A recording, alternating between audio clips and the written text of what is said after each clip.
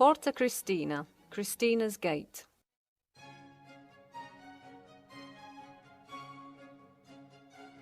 Porta Cristina leads to Piazza Arsenale, that is one of the entrances to the quarter.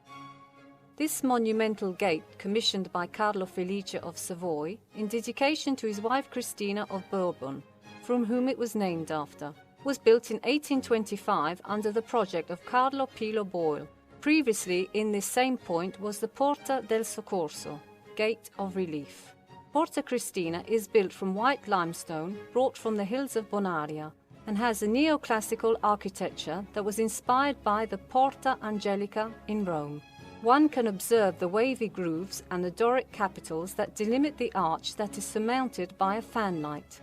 Inside the fanlight is a commemorative tablet in Latin that recalls the construction carried out by Carlo Felice and dedicated it to his wife. It is also believed that this is the easiest way to reach the Castrum Carolis, the castle. Cross the gate to enter the castle quarter and move quickly to the left in order not to block the traffic, while listening to the next track, Piazza Arsenale. Several significant monuments belonging to Cagliari overlook Piazza Arsenale. Keeping Porta Cristina behind you, you can see another entrance gate in front of you, Porta s'Avanzada, Gate of Advance. It is one of the original Pisan access points and was highly important and strategic. Once beyond the gate, the enemy would have to go through a narrow corridor and would find himself trapped in this small space, under the Torre of San Pancrazio on the right. Originally, there was also a ditch and drawbridge in order to have maximum control security of the surrounding landscape.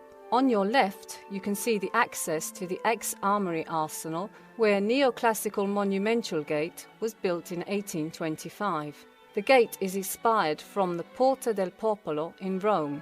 4 ancient granite columns sustain an arch above which you can notice the bronze armory of the Kingdom of Sardinia and the commemorative inscription.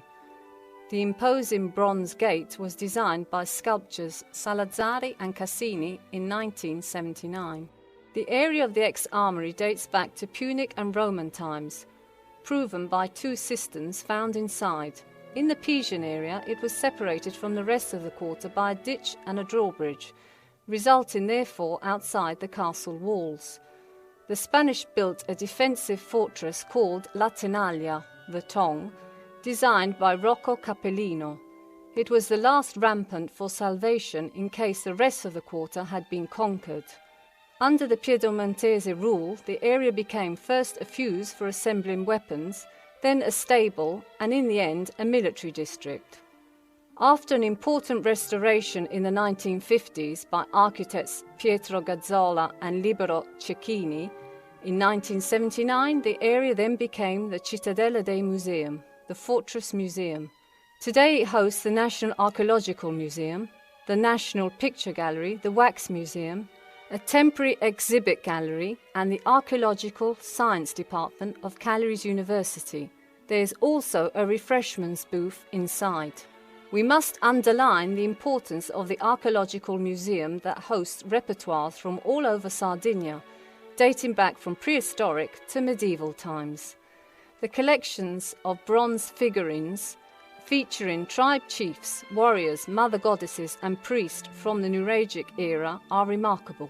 In the picture gallery, numerous paintings are present from churches all over Sardinia, beginning with the precious retables belonging to the 1400s and 1500s accomplished by Catalan and Sardinian maestros.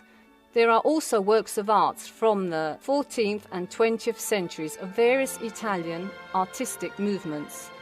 The Siam Gallery holds the collections of artistic and ethnographical objects originating from Siam and other easterly countries that originally belonged to Sardinian businessman Stefano Cardo. The collection is made up of 1,300 objects amongst porcelains, weapons, pictures and silver. In the Wax Museum, it is possible to observe an interesting collection of anatomic wax figures that meticulously reproduce various parts of the human body and were accomplished at the beginning of the 1800s by Clemente Sozzini for research and study purposes.